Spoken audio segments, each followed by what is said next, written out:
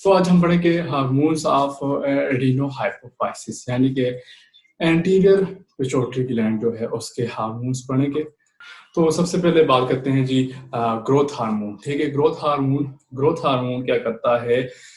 देखें, सबके जितने भी हार्मोन मौजूद हैं सबके रिलीजिंग और इनहिबिटरी फैक्टर हाइपोथैलेमस से आते हैं। इसको हमने डिस्कस कर लिया था। ठीक है, तो क्या है कि ये जो ग्रोथ हार्मोन है ये आपके सोमेटिक सेल जो है, सोमेटिक सेल इनकी डिवीजन को फास्ट करते हैं। ठीक है, इनकी डिवीजन को क्या करते हैं? फास्ट करते हैं। यानी कि क्या होगा कि सोमेटिक सेल जल्दी से डिवाइड होंगे तो क्या होगा कि जल्दी डिवीजन के लिए चाहिए प्रोटीन सिंथेसिस।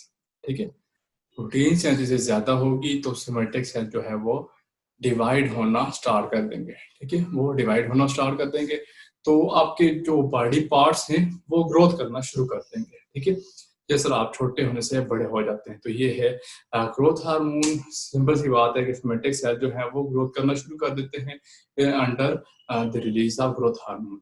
तो अब एब्नॉर्मलिटीज की बात करते हैं। तो ये देखें कि बचपन में जब आप छोटे होते हैं तब आप फुली ग्रोथ कर रहे होते हैं। ठीक है, आप यानी कि आप देखिए 16 से 18 साल तक आपकी बॉडी साइज में ग्रोथ करती है।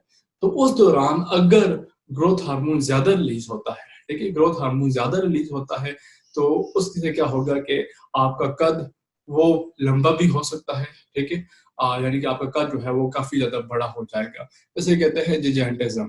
ठीक है, इसे क्या कहते हैं? जिजेंटिज्म कहते हैं। जब बचपन के अंदर क्या होगा कि आपका कद जो है वो बड़ा हो जाएगा क्योंकि आप वैसे ही ग्रोथ कर रहे होते हैं। तो ग्रोथ हार्मोन अगर ज्यादा रिलीज होना शुरू हो गया तो क्या होगा कि कद जो है वो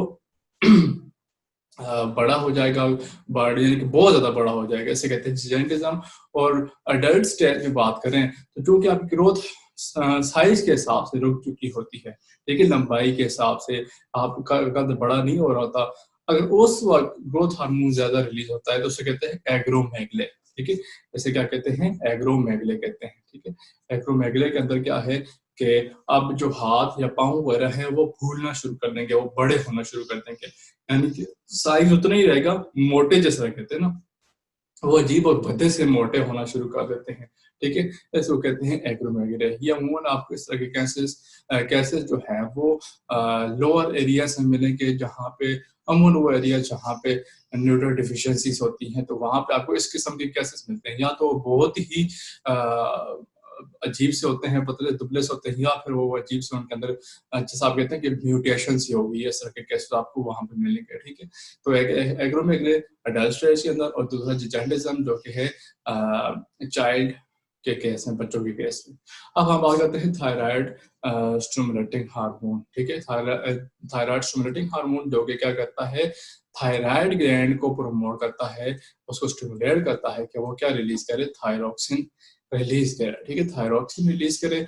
और ये किसके अंडर काम कर होता है? थायराइड हार्मोन रिलीजिंग फैक्टर जो है, ठीक है, TRF, इसके अंडर काम करते हैं, जो कि कहाँ से आ रहा है? हाइपोथैलेमस से आ रहा है। और वो क्या रिलीज करेगा? थायराइड स्टिमुलेटिंग हार्मोन, जो कि थायराइड ग्लैंड को कह करके वो अपना हार्मोन थायरोक्सिन रिलीज करे। ठीक है, अब ये जो TSH की प्रोडक्शन है, TSH की प्रोडक्शन ये किसके ऊपर काम करती है? ये नेगेटिव फीडबैक के ऊपर काम करती है थायरोक्सिन की। अगर ब्लड स्ट्रीम के अंदर थायरोक्सिन की अमाउंट कम होगी तो TSH ज्यादा बनना शुरू कर देगा। अगर थायरोक्सिन की अमाउंट ज्यादा हो जाएगी तो TSH कम बनना शुरू कर देगा। ठीक है, जितना TSH बनेगा उतना थायरोक्सिन जो है वो बनना ज्यादा हो जाएगा। ठीक है, अच्छा, इसी तरह बात करते हैं एड्रीनोकार्टिकोट्रॉफिक हार्मोन। ठीक है, तो एड्रीनोकार्टिकोट्रॉफिक हार्मोन सीधे जाके आपके एड्रीनल ग्लैंड जो है उसके ऊपर इफेक्ट करता है। ठीक है, एड्रीनल ग्लैंड, और उसको कहता है जो एड्रीनल ग्लैंड के एड्रीनल कॉर्टेक्स रीजन है उसको स्टिमुलेट करता है।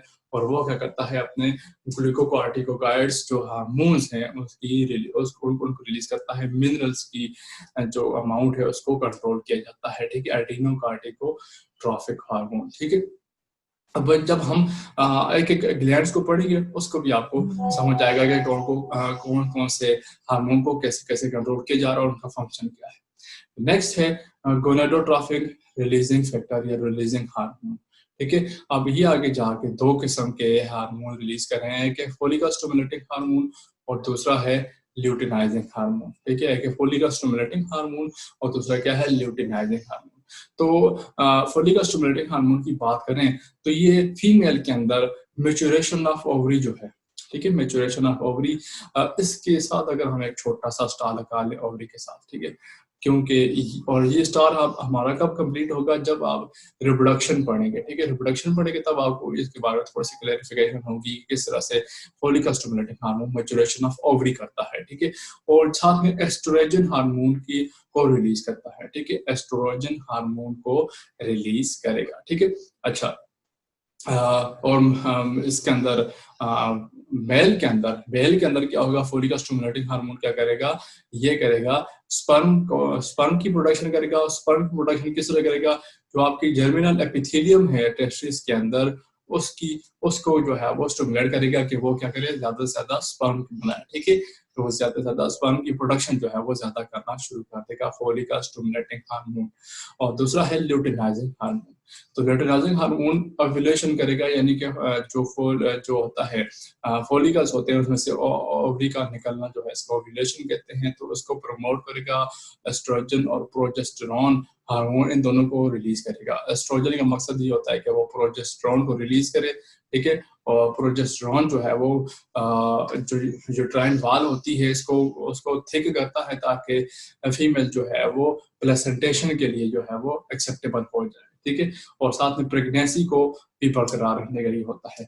जब ओव्यूलेशन हो जाती है तो रप्चर्ड फोलिकल जो है, जिसमें से सेकेंडरी ओवसाइट निकल जाता है, तो वो बन जाती है कॉर्पस ल्यूटियम, एक ग्लैंडुलर टिश्यू में कन्वर्ट हो जाता है, जिसे क्या कहते हैं, कॉर्पस ल्यूटियम कहते हैं।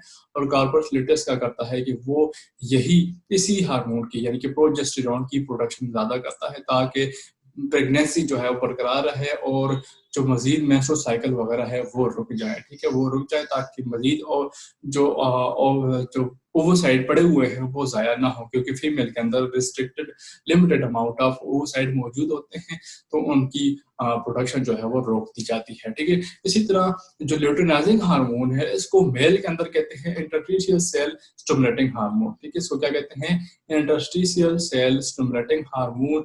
और इसका काम क्या है कि इंटरस्टिशियल सेल जो है वो क्या कहते हैं, टेस्टोस्टेरोन की प्रोडक्शन करते हैं, जो कि आपकी बॉडी में सेक्रेटरी सर्कुलेटर को डेवलप करता है, ठीक है, टेस्टोस्टेरोन की प्रोडक्शन करता है, ठीक है।